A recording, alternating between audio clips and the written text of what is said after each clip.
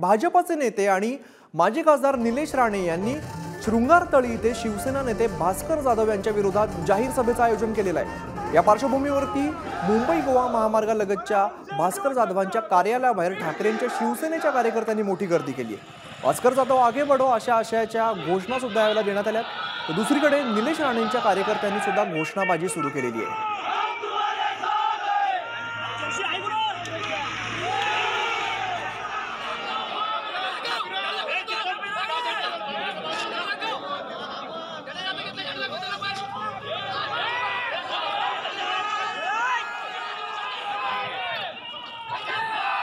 चिपळूणमधली आपण ही दृश्य पाहतोय, दोन्ही बाजूने जोरदार घोषणाबाजी केली जाते।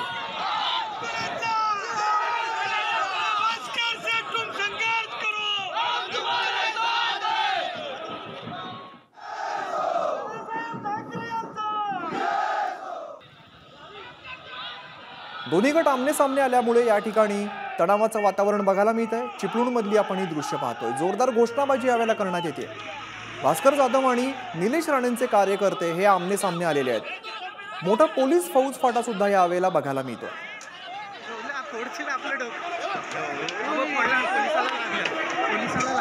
ही लाईव्ह दृश्य आपण आता पुढारी न्यूज वरती पाहतोय। चिपळूणमधली ही लाईव्ह दृश्य आहेत। मोठ्या प्रमाणात पोलीस फौजफाटा सुद्धा बघायला मिळतो। कार्यकर्त्यांना पांगवण्यासाठी मोठ्या संख्येने पोलीस या ठिकाणी बघायला मिळतात। भास्कर जाधव आणि निलेश राणे यांचे कार्यकर्ते आमने सामने आलेले आहेत आणि तणावाचं वातावरण या ठिकाणी बघायला मिळत आहे।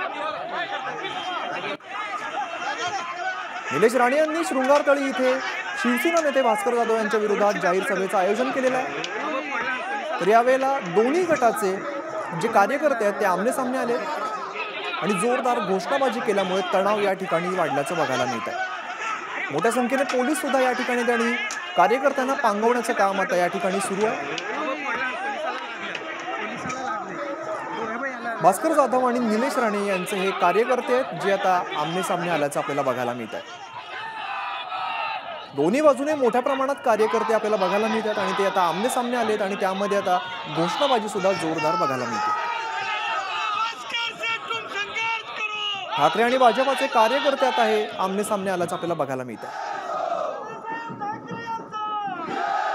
समीर जाधव आमचे प्रतिनिधी अधिक माहिती देत आहेत। समीर, भास्कर जाधव आणि निलेश राणेंचे कार्यकर्ते आमने सामने आलेत, तणावाचं वातावरण दिसतंय, काय परिस्थिती आहे? आम्ही जी चिपळूणमध्ये भास्कर जाधव आणि भाजपाचे कार्यकर्ते अर्थात माजी खासदार निलेश राणे यांचे कार्यकर्ते आमने सामने आले आहेत। गेली अनेक वर्ष भास्कर जाधव आणि निलेश राणे यांच्यामधला वाद सर्वश्रुत आहे। गेल्या 8 दिवसांपूर्वी परस्पर विरोधी झालेल्या टीकेनंतर हा वाद उफाळला आणि त्याला उत्तर देण्यासाठी निलेश राणे आज शृंगारतळी गुहागर तालुक्यात या ठिकाणी लोकांना मोठ्या प्रमाणामध्ये उचलवण्याचा प्रयत्न केला होता। त्यांनी माझ्या कार्यालयासमोर मोठ्या प्रमाणामध्ये वेगवेगळे बॅनर्स लावले होते। त्याच्यामध्ये गुन्ह्याला माफी नाही, हिशेब मुक्त करणार अशा प्रकारचे आव्हानात्मक भाषेचे बरेचसे बॅनर लावले होते, झेंडे देखील लावले होते।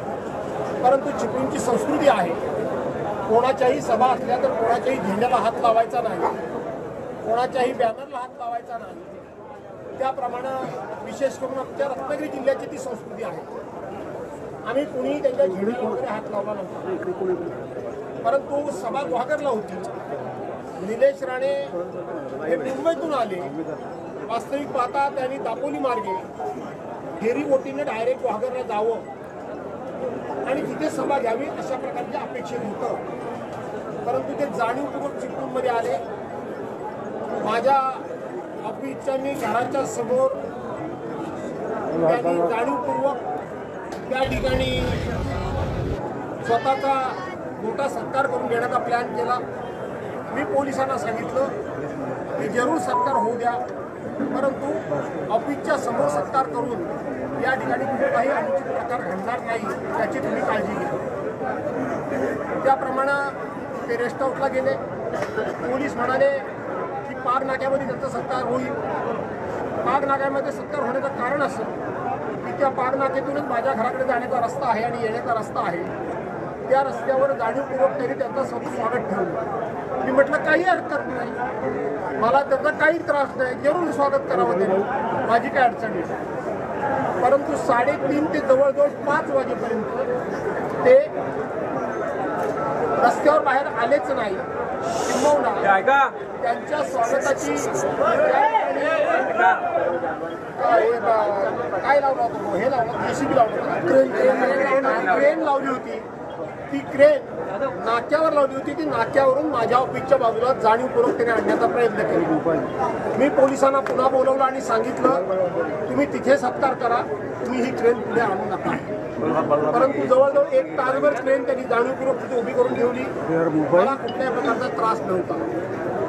परंतु तासानंतर मी दीड तास उलटून गेला होता. मी म्हटलं आता काही फार काही हा विषय ताणण्याचा नाही, तर मला बातमी अशी आली होती की गुहागरमध्ये सभेला माणसंच जमली नाहीत आणि त्यामुळं पोलीस मला पुढे जाऊ देत नाही असं कारण काढून हे परत मागे फिरतील. आणि म्हणून मी माझ्या लोकांना जाहीरपणे माहितीवर आव्हान केलं की आता सर्वांनी शांततेनं घरी जा. आणि आम्ही हा विषय संपवला. आम्ही घरोघर निघालो. त्याच वेळेला जाणीवपूर्वक त्यांनी तिथे त्यांचा सत्कार केला. प्रचंड फटाक्याची आतषबाजी केली, तीही हरकत नाही. परंतु माझ्या बाजूला जवळजवळ 5 ते 10 हजार माणसं उभी होती आणि त्यांच्या बाजूला 100-200 माणसं पण नव्हती. ते रस्त्यावरून मुद्दामून चालत पुढं आले, ते नाचगाणी करत आले. त्यांनी हातवारी करून आम्हाला उचकवण्याचा प्रयत्न केला. मला हे कळल्यानंतर मी स्वतः बाहेर आलो. मी सुद्धा आमच्या लोकांना शांत केलं आणि मी परत गेलो. मला माहित नाही त्याच वेळेला पलीकडून दगडफेक सुरू झाली. तिकडून दगडफेक सुरू झाली, तशी इकडून देखील दगडफेक सुरू झाली.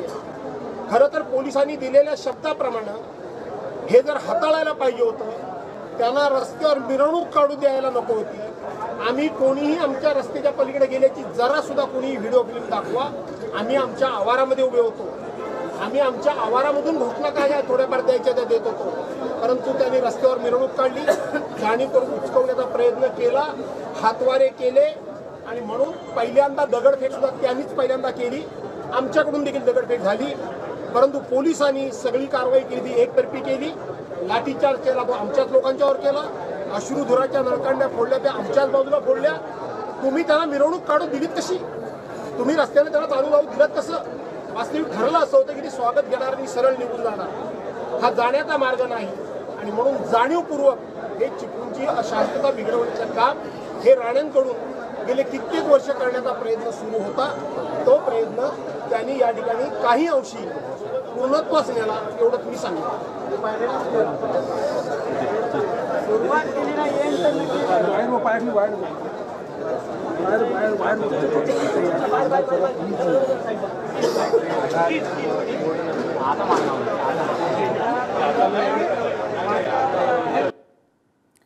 तर भास्कर जाधव बोलत होते. जाणीवपूर्वक दगडफेक केल्याचा आरोप त्यांनी केलेला आहे.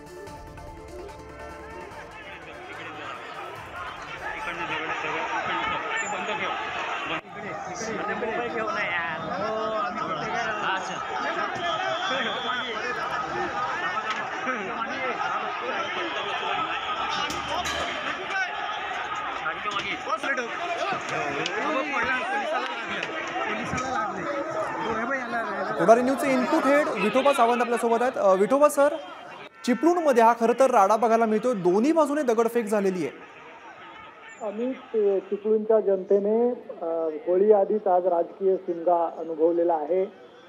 जाधव आणि राणे हे दोन मूळचे शिवसैनिक, म्हणजे सुरुवातीपासूनचे शिवसैनिक असलेले नेते आहेत आणि त्यांचा आक्रमक स्वभाव कोकणातल्या जनतेला माहीत आहे. गेले काही दिवस हा जो राडा झाला त्याची पार्श्वभूमी तयार झाली होती. कोकणात जेव्हा उद्धव ठाकरेंचा दौरा होता सिंधुदुर्ग आणि रत्नागिरीमध्ये, तेव्हा भास्कर जाधव यांनी तोंडसुख घेतलं होतं राणेंवर. त्यांनी जोरदार टीका केली होती. त्याला प्रत्युत्तर राणेंनी दिलं होतं आणि त्यात अगदी थेट नारायण राणे, केंद्रीय मंत्रिपदावर असलेल्या नारायण राणे यांनी भास्कर जाधव यांना चोप देणार असा इशारा दिला होता. आणि त्यामुळं त्यानंतर हा एक दौरा निलेश राणे यांनी गुहागरमध्ये, चिपळूण गुहागरमध्ये आज आयोजित केला होता. आणि या दौऱ्यात असा राडा होणार याची पार्श्वभूमी तयार झाली होती. अपेक्षेप्रमाणे भास्कर जाधवही तयार होते. निलेश राणे आपल्या समर्थकांसह तिकडे ताफ्यासह आले आणि जे व्हायचं ते आज अपेक्षित होतं तेच घडलं. फक्त पोलिसांची याच्यामध्ये खूप कसोटी आहे, कारण दोन्ही गट आक्रमक असताना दगडफेक झाली असताना त्यांना रोखणं हे कठीण काम होतं. त्यामुळे पोलिसांना लाठीचार्ज करावा लागला, पोलिसांना अश्रुधुराचा मारा करावा लागला आणि परिस्थिती आटोक्यात आणण्यासाठी प्रयत्न करावा लागला. पण एक लक्षात घ्यायला लागेल की निवडणुका तोंडावर आलेल्या आहेत. गेले काही वर्षे शांत असलेल्या कोकणात पुन्हा एकदा धुमशान सुरू झालेला आहे, राजकीय धुमशान सुरू झालेला आहे आणि त्याचा केंद्रबिंदू अर्थातच राणे आणि जाधव हे दोन नेते आहेत. नक्कीच धन्यवाद विठोबा सर तुम्ही दिलेल्या माहितीसाठी. तर दोन्ही गट हे आमने सामने आलेले आहेत आणि दोन्हीकडून दगडफेक करण्यात आलेली आहे.